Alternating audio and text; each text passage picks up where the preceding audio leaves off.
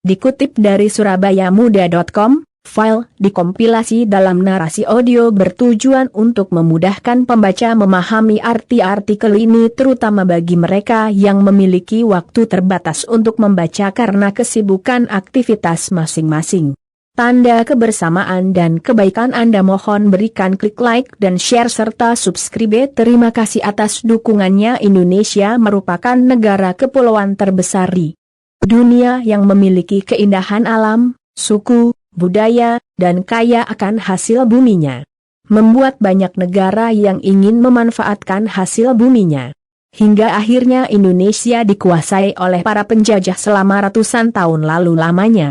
Salah satu penyebab utama Indonesia dijajah karena tidak ada rakyat pribumi yang mengerti bahasa asing kala itu, sehingga mereka mudah dipengaruhi.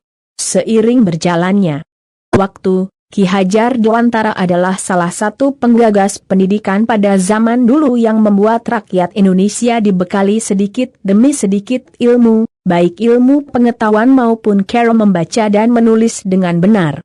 Serba-serbi pendidikan Indonesia zaman dulu vs sekarang. Kamu merasa, kan kalau pendidikan di Indonesia terus mengalami perubahan?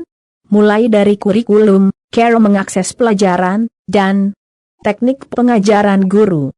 Apalagi, di saat era penggunaan teknologi seperti sekarang. Banyak hal yang membuat serba-serbi pendidikan Indonesia menjadi berubah. Kamu penasaran hal apa saja? Yuk, ikuti pembahasan serba-serbi pendidikan ini. 1. Alat bantu belajar bagi kamu para siswa sekitar tahun 1997 sampai 2000-an. Pasti pernah mengalami rasanya belajar menggunakan papan tulis hitam, kapur, dan penggaris kayu. Selain itu, catatan pelajaranmu juga hanya menggunakan buku tulis. Di sisi lain, alat bantu belajar masa kini sudah menggunakan spidol dan papan tulis putih. Bahkan, banyak guru yang kini menerangkan materi melalui layar proyektor.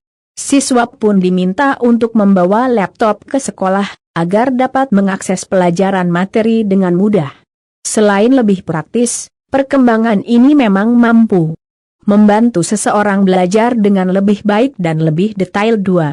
Tujuan bersekolah pada dasarnya, orang tua menyekolahkan kita dengan tujuan dapat mempelajari ilmu yang belum diketahui.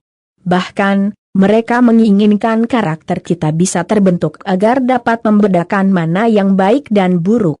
Nilai-nilai karakter ini meliputi rasa tanggung jawab, kejujuran, sopan santun, dan semangat belajar. Zaman dahulu, hal-hal inilah yang begitu diperhatikan oleh guru, orang tua, dan siswa. Semakin zaman berkembang, siswa-siswa justru hanya mementingkan nilai yang tercantum pada rapor semata. Hasil tugas dan ulangan menjadi tolok ukur keberhasilannya. Sehingga, nilai yang tinggi pun tidak dapat mencerminkan karakter kepribadian siswa. 3.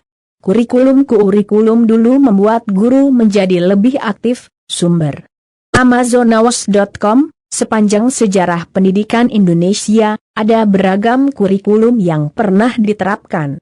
Dalam jangka 7-10 tahun, pasti selalu ada pergantian. Salah satu kurikulum yang paling terkenal yaitu kurikulum 1994 yang memunculkan istilah CBSA, Cara Belajar Siswa Aktif. Sistemnya menerapkan kegiatan belajar yang cenderung selalu di dalam kelas. Selain itu, guru juga mengejar target berupa materi yang harus dikuasai siswa. Namun, kesalahan yang dilakukan siswa dalam memahami pelajaran tidak dianggap kegagalan. Hal tersebut hanya merupakan bagian dari proses belajar. Sedangkan di masa sekarang, kita kerap mengenal kurikulum yang digunakan oleh Kementerian Pendidikan dan Kebudayaan ialah kurikulum 2013. Siswa diminta untuk selalu proaktif dalam mencari sumber informasi belajar. Siswa pun menggunakan buku tematik, jadi dalam satu buku cetak sudah memuat beragam bidang studi. Komplitkan. Kalau kamu sempat belajar dengan kurikulum yang mana nih? 4. Akses pelajaran. Cara siswa mengakses pelajaran sekolah di zaman dulu sangatlah terbatas. Selain belajar di sekolah, biasanya siswa mengikuti kelas bimbingan belajar yang dipandu wali kelasnya. Lembaga-lembaga belajar memang sudah ada, tapi masih sedikit sekali.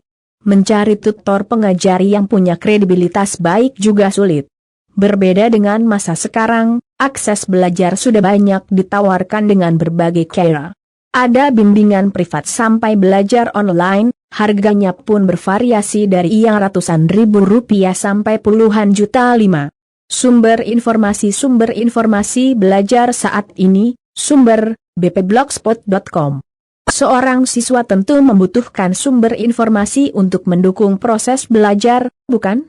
Tapi sayangnya, zaman dulu sangatlah sulit memperoleh referensi tambahan yang dapat memperkaya pengetahuan. Cara satu-satunya adalah dengan membaca buku atau koran. Sebaliknya, kini banyak sekali sumber pembelajaran yang bisa didapatkan. Selain buku, siswa juga bisa menonton video, membaca artikel di internet, hingga mengikuti beragam seminar. Apapun topik pelajarannya seperti matematika, geografi ataupun rocket science pasti tersedia sumbernya. Oleh karena itu, guru tidak lagi menjadi pengajar tapi lebih mengarah ke fasilitator yang memotivasi siswa untuk mencari sumber informasi sendiri.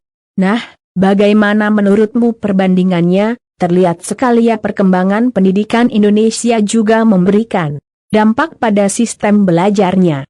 Kamu juga tertarik untuk mendapatkan cara belajar yang seru dan berbeda. 6. Penggunaan multimedia yang beraneka ragam mulai dari yang bersifat offline sampai online ataupun campuran, mixing, antara keduanya, pembelajaran jarak jauh dengan cara menggunakan fitur tertentu atau aplikasi yang memungkinkan dapat digunakan seperti Zoom, Google Slide, Mode, Facebook, WhatsApp, dan bermacam-macam jenis webinar sesuai tingkat kepentingan dan kemampuan masyarakat.